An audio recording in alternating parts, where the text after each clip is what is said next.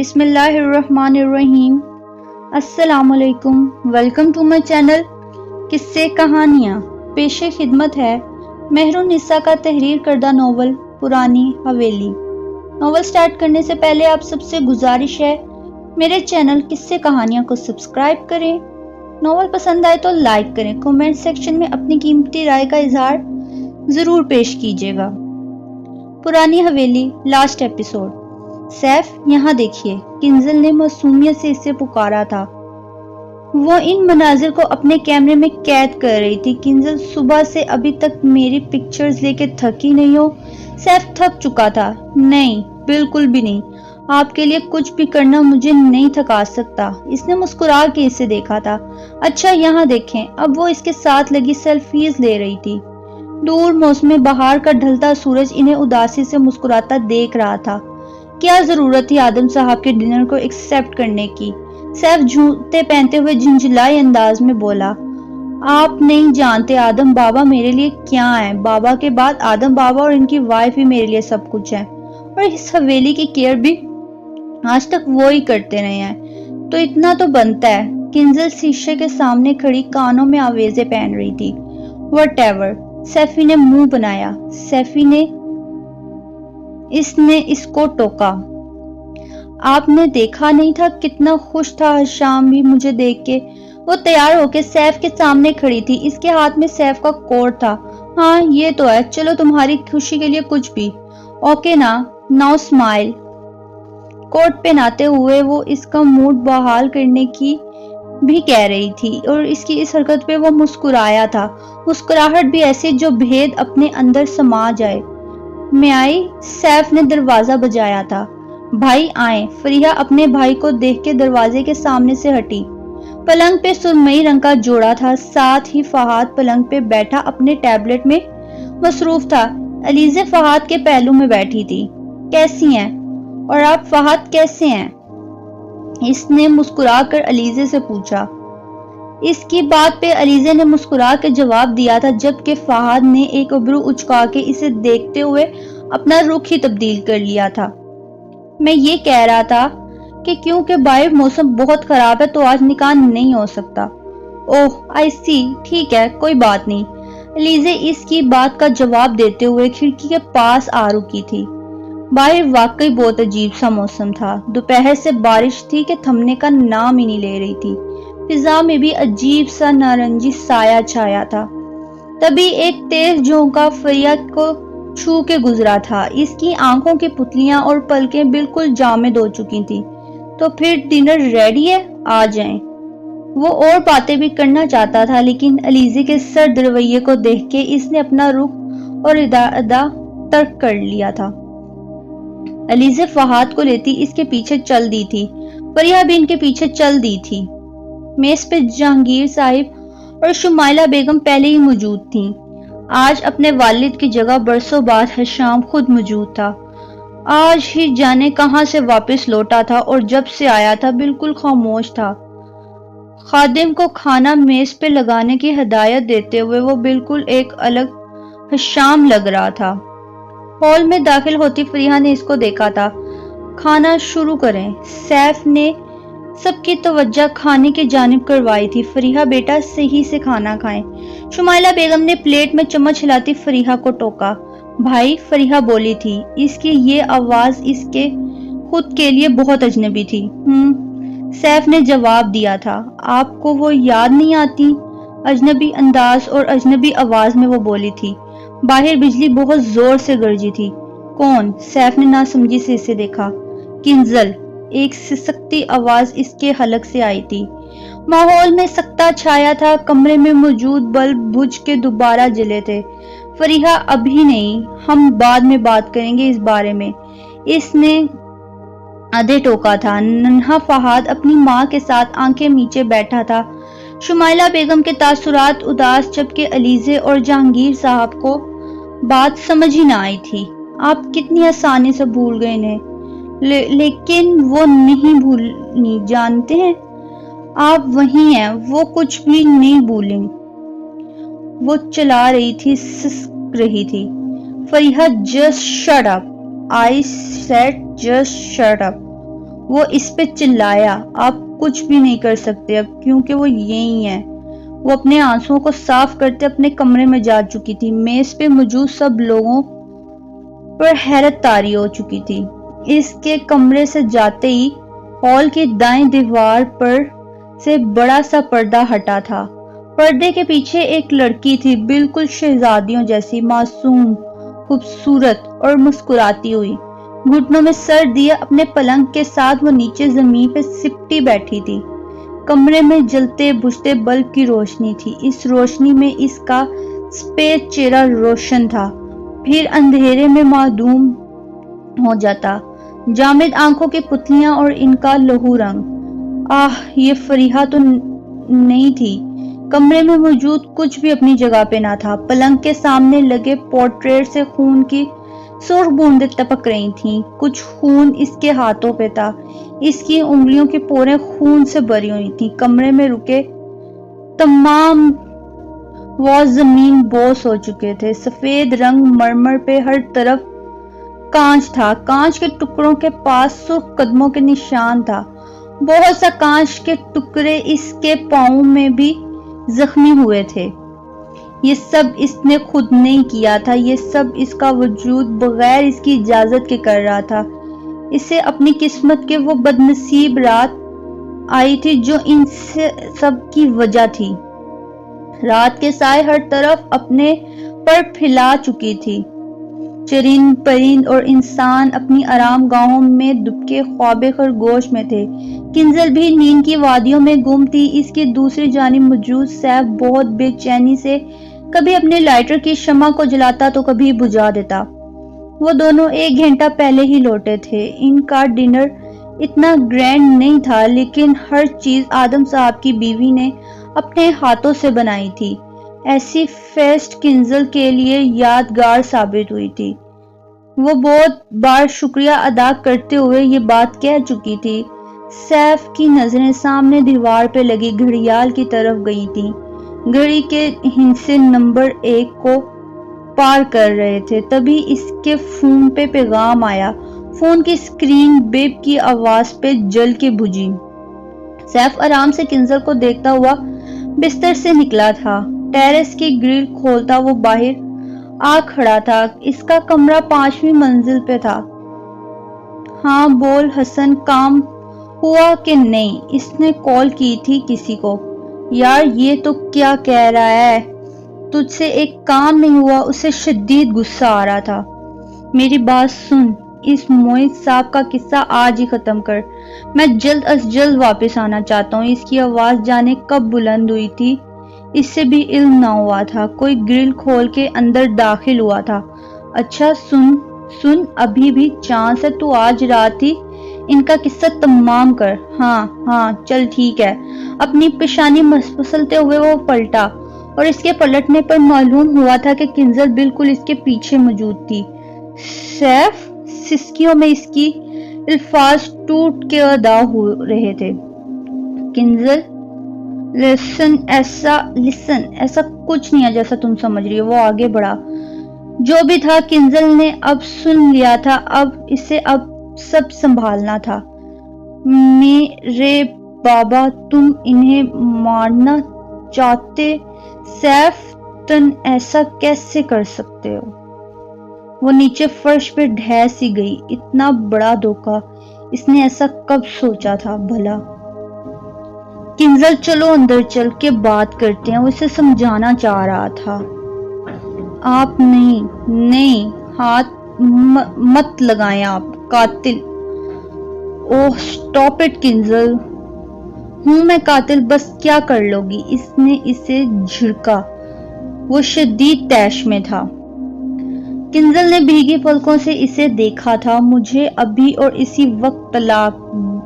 گالوں پہ پھسلتے آنسو نے اس نے صاف کیا۔ جو بھی تھا اس کے لیے سب اس کے بابا ہی تھے۔ طلاق تو طلاق چاہیے تمہیں؟ نہیں دیتا طلاق، جاؤ جو کرنا ہے کر لو۔ اس کو دھکا دیتا وہ واپس کمرے میں جانے لگا تھا، لیکن کنزل نے اس کو کندھے سے پکڑ کے پیچھے کھینچا۔ ڈھیلا جسم واپس اپنی پرانی پوزیشن پہ گیا تھا۔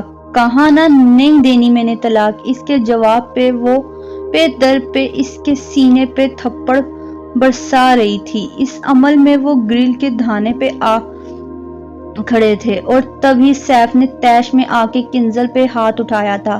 نازک وجود بھر میں ڈگمگایا تھا۔ فقط چند سیکنڈ اور کنزل گرل سے نیچے تھی۔ فضا میں سناٹا چھا چکا تھا، مرگ کا سناٹا، مرگ خواہشوں کا، ایک زندہ جیتے جاگتے وجود کا، کسی کے اعتبار کا۔ نیچے تھا تو اب سخت سنگے مرمر اور اس پہ ایک اداس وجود۔ اس کے سر سے خون فوارے کی مانند جاری ہو چکا تھا۔ سفید نیلے سنگے مرمر پہ اب ہر طرف سرخ خون ہی خون تھا۔ اس کا ہوا میں اوپر کی جانب بلند ہاتھ جو شاید اس نے کسی آس پہ اٹھایا تھا وہ زمین بوس ہو چکا تھا۔ ایک آخری ہچکی اس نے بھری تھی، ایک آخری آنسو اس کی بائیں آنکھ سے نکلتا اس کی آنکھوں کو ساکت چھوڑ گیا تھا، اور یہاں کنزل سیف موعد کی کہانی تمام شد ہوئی تھی۔ لیکن دو لوگ ایسے تھے جو پردے کی اور سے یہ سب دیکھ رہے تھے۔ انہوں نے سیف کو دھکا دینا اور کنزل کا نیچے گرنا سب دیکھا تھا۔ بکھرا بکھرا وجود، چہرے پہ مٹے مٹے سے آنسو، زردی مائل رنگت۔ کاش بھابھی میں اس دن اتنی بڑی ناانصافی پہ خاموش نہ ہوتی۔ سیف بھائی نے آپ کو مارا، میں جانتی تھی، لیکن میں خاموش رہی۔ آخر کیوں؟ میں بھی آپ کی قاتل ہوں۔ آپ کی موت میں برابر سسکتے ہوئے اس نے خود سے کلام کیا۔ وہ چیخ رہی تھی، چلا رہی تھی، برسوں پہلے کی گئی غلطی پہ آج تک خود کو ذمہ دار سمجھ رہی تھی، اور شاید واقعی وہ ذمہ دار تھی بھی صحیح۔ اس سے وہ دن یاد آیا جب کنزل نے اس کے سامنے دم توڑا تھا۔ اس کے بھائی نے اسے جان بوجھ کے دھکا نہیں دیا تھا، لیکن اس کے گرنے کے بعد وہ اداس بھی نہ تھا، غمگین بھی نہ تھا، بلکہ اس نے اس کا دوسرا رخ دیکھا تھا کہ کیسے اس کے مرنے کے بعد وہ خوش ہوا تھا۔ وہ پردے کی اور سے دیکھ سکتی تھی۔ کنزل کے نیچے گرنے کے بعد ٹیرس پہ آدم صاحب گئے تھے۔ انہوں نے بھی یہ منظر اپنی آنکھوں سے دیکھا تھا۔ وہ خاموش نہیں رہ سکتے تھے، تبھی وہ سیف کے سامنے موجود تھے۔ وہ اس سے لڑ رہے تھے، چلا رہے تھے۔ انہوں نے سیف کا گریبان پکڑا تھا۔ وہ کیا کہہ رہے تھے وہ اتنی دور سے سمجھ نہ سکتی تھی۔ سیف نے پہ در پہ ان پہ مکوں کے وار کیے، پھر وہ انہیں ٹیرس کی گرل کے دہانے پہ لے آیا تھا۔ ان کا آدھا وجود گرل کی دوسری طرف نیچے لٹک رہا تھا۔ ان کی پشت سیف کی جانب تھی اور سر نیچے زمین کی جانب۔ وہ اپنے ناتواں وجود سے انہیں ہٹا نہیں پا رہا تھا، اور تبھی سیف نے ان کے ناتواں وجود کو نیچے دھکیلا تھا۔ ان کا وجود کسی ڈال سے ٹوٹی ٹہنی کی طرح نیچے گرا تھا، اور یوں وہ اپنی زندگی کی بازی ہار گئے تھے۔ خسکم جہاں پاک، یہی وہ آخری جملہ تھا جو سیف نے نیچے کنزل اور آدم صاحب کے بے جان وجود کے پاس بیٹھ کے ادا کیا تھا۔ اس کے لبوں پہ ایک طنزیہ مسکراہٹ تھی۔ اس کے اگلے دن ہی جب معیز صاحب کو کنزل کی موت کا معلوم ہوا تھا، اتنا بڑا صدمہ وہ برداشت نہ کر پائے تھے۔ انہیں ہارٹ اٹیک آیا تھا، اور بس سیف کے راستے میں حائل یہ رکاوٹ بھی ختم ہو گئی تھی۔ اس نے سوچا نہ تھا کہ سب اتنا آسان ہو جائے گا۔ فریحہ اس واقعے کے بعد ذہنی اذیت کا شکار تھی۔ اس کا ہر روز ہر لمحہ خوف میں گزرتا تھا۔ اسے ہر طرف فریحہ نظر آتی، کبھی اس سے گلہ کرتی، کبھی اس کے سامنے روتی، تو کبھی اس کو بری طرح خوف زدہ کرتی۔ ایک ہوا کو جھونکا پھر آیا تھا اور فریحہ کو جھنجھوڑ گیا تھا۔ ہوا میں ایک عجیب سی تاثیر تھی، ایک خوشبو تھی جو اس کے ارد گرد پھیل چکی تھی، اور یہ خوشبو کنزل کی تھی۔ وہ مکان کی انداز میں اٹھ کھڑی ہوئی تھی۔ اس کی آنکھیں جامد اور آنکھوں کی پتلیاں سفید ہو چکی تھیں۔ اس کے قدم 5ویں منزل کی جانب تھے۔ میں آپ سے فریحہ کی طرف سے ایکسکیوز کرتا ہوں۔ ڈائننگ ٹیبل پہ سیف تذبذب کا شکار تھا۔ ٹھیک ہے، لیکن فریحہ کس کی بات کر رہی تھی، اور یہ پورٹریٹ کس کا ہے؟ جہانگیر صاحب کھانا چھوڑے سیف کی طرف متوجہ تھے۔ انہیں کچھ غلط ہونے کا احساس ہوا تھا۔ یہ دراصل سیف نے مڑ کے پیچھے دیکھا تھا، وہی مسکراتی شہزادی آج بھی مسکرا رہی تھی۔ گرینو، آپ انہیں جانتے نہیں ہیں، یہ تو فیری ہیں، اپنی کرسی سے بار بار اوپر اچکتے ہوئے فہد بولا تھا۔ سامنے موجود میز شاید بہت اونچی تھی اور فہد چھوٹا تھا۔ باہر گھن گرج کے ساتھ بارش اب بھی جاری تھی۔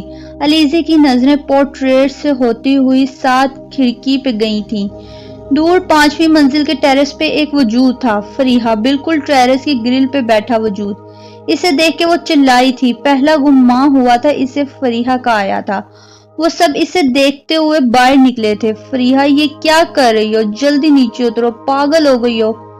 وہ دور کھڑا اس پہ چلا رہا تھا۔ فریحہ نے نظریں موڑ کے اس کو دیکھا تھا۔ بادل گرجے تھے، بجلی کی گرج میں اس کا چہرہ روشن ہوا تھا۔ یہ وہ تو نہیں تھی، یہ تو کنزل تھی، لیکن پھر یوں اس کے چہرے کے خد و خال بدلے تھے۔ ایک عجیب سی خوفزدہ کرنے والی ہنسی میں فریحہ ہنس رہی تھی۔ اس کے ہونٹ سرخ تھے، لہو ٹپکاتے سرخ۔ فریحہ دیکھو، ایسے نہیں کرتے، جلدی نیچے آؤ۔ فریحہ میری بچی، فریحہ تم گر جاؤ گی، فریحہ ایسا مت کر۔ سب کی آوازیں ٹیرس پہ گونج رہی تھی اور تبھی ایک زہر خند مسکراہٹ اس کے لبوں پہ آئی تھی اور اس کا وجود نیچے ڈھہ سا گیا تھا، بالکل اسی جگہ جہاں کبھی کنزل اور آدم صاحب کا وجود تھا۔ ایک حشام تھا جو یہ سب بہت پرسکون ہو کے دیکھ رہا تھا۔ وہ شمائلہ بیگم کو اوپر لایا تھا اور اب سارا منظر خاموشی سے دیکھ رہا تھا۔ فریحہ، سیف چلاتا ہوا نیچے دوڑا تھا۔ وہ سبھی تقریباً برستی بارش میں بھیگ چکے تھے۔ نہیں، علیزے، سیف کے پیچھے جاتی علیزے کا ہاتھ انہوں نے تھاما تھا۔ یہ سب ایسے ختم نہیں ہوگا، یہاں ضرور کچھ غلط ہے، ہمیں یہاں سے چلنا چاہیے۔ جہانگیر صاحب کی متفکر آواز گونجی تھی، کیونکہ ابھی ایک اور ظالم انسان کا حساب تو باقی تھا۔ سیف دوڑتا ہوا اپنے کمرے میں گیا تھا۔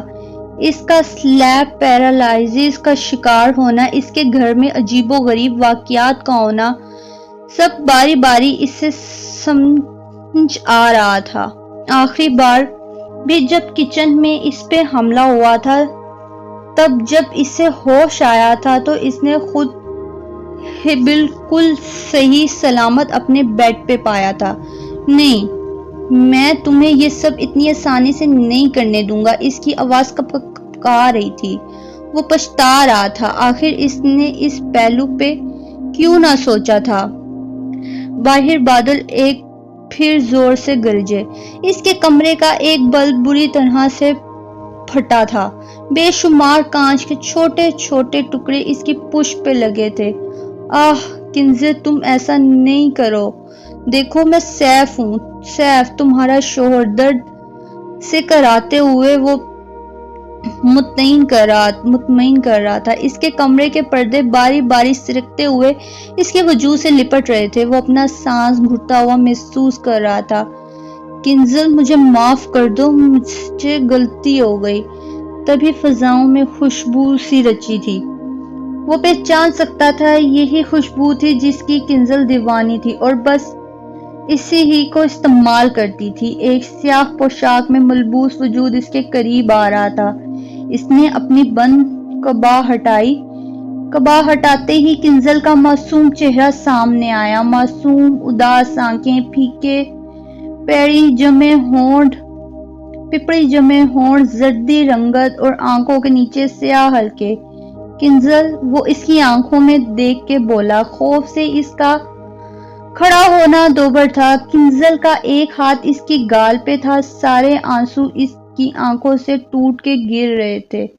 مجھے تم نے مار دیا، آدم بابا کو بھی تم نے مار دیا، میرے بابا بھی تمہاری وجہ سے مر گئے۔ سسکتے ہوئے وہ اس کا گال سہرا رہی تھی۔ آخر کیوں سیفی، آخر کیوں؟ اتنی بڑی سزا دی تم نے مجھے۔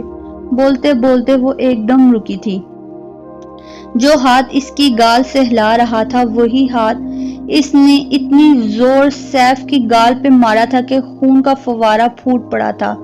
3 بڑی دھاریں سیف کے منہ پہ تھیں اور ان سے بہتا خون۔ وہ چلا رہا تھا، اپنے چہرے کو ہاتھوں دیے۔ کنزل کا وجود اس سے تھوڑا اور دور ہوا تھا۔ جن پردوں میں اس نے اسے جکڑا تھا ان کی گرفت اس کے گرد اور سخت ہو چکی تھی۔ ایک دم سے اس کا وجود ہوا میں بلند ہوا تھا اور سامنے دیوار میں نصب پڑے سے سنگھار شیشے سے ٹکرایا تھا۔ سیف کا پورا اس کی زر میں آیا تھا۔ وہ نیچے زمین پہ گر کے کرا رہا تھا، مجھے معاف کر دینا سیفی، کیونکہ میں تمہیں ہرگز معاف نہیں کر سکتی۔ وہ ایک بار پھر اس کے پاس آئی تھی، اپنی بات مکمل کرتے ہی کھڑکی کے پاس پہنچ چکی تھی۔ دیکھتے ہی دیکھتے بھاری بھرکم فانوس جو چھت کے وسط میں لگا تھا وہ سیف پہ گرا تھا، اور یہاں کنزل کی روح کو سکون ملا تھا۔ ایک روشنی سے پھوٹی تھی کھڑکی کے پاس سے۔ اس روشنی میں کنزل کا وجود ہوا میں تحلیل ہو چکا تھا۔ باہر بارش یکجا تھمی تھی، فضا میں ایک عجیب مسحور کن خوشبو پھیل چکی تھی۔ تو یہ بات تھی، جہانگیر صاحب نے سمجھتے ہوئے سر ہلایا۔ حشام ان کے سامنے موجود تھا، وہ سب اس کے بعد شہر آ چکے تھے، وہی انہیں تمام حقیقت سے آگاہ کر رہا تھا۔ اسے وہ دن یاد آیا جب وہ اور علی حویلی آئے تھے اور ایک سحر ان پہ طاری ہوا تھا اور وہ بے ہوش ہو چکا تھا۔ تب بے ہوشی کے عالم میں تمام کہانی اس نے خواب کی صورت میں دیکھی تھی۔ شاید یہ سب کنزل کی جانب سے کسی کو مدد کے لیے آگاہ کرنے کی کوشش تھی۔ جو بھی تھا، اب تو وہ اپنا کام کر چکی تھی۔ ہم نے بہت بڑی غلطی کر دی سیف کو سمجھنے میں، کہہ سکتے ہیں۔ حشام نے کندھے اچکائے۔ اس لیے کہا جاتا ہے کبھی بھی کسی انسان کے متعلق رائے یا توقع قائم نہیں کرنی چاہیے، چاہے صحیح یا غلط، کیونکہ ہم نہیں جانتے کہ کس شخص نے اپنی زندگی میں کیا دیکھا اور وہ کس مرحلے سے گزرا ہے، ورنہ ہماری دوسروں کے متعلق یہی رائے ہمیں بڑے مسئلے سے دوچار کر سکتی ہے۔ جیسے کنزل معید صاحب اور آدم صاحب ہوئے تھے۔ جہانگیر اور علیزے شاید خوش بخت تھے جو انہیں ان کی توقعات اور رائے کی سزا ملی تھی۔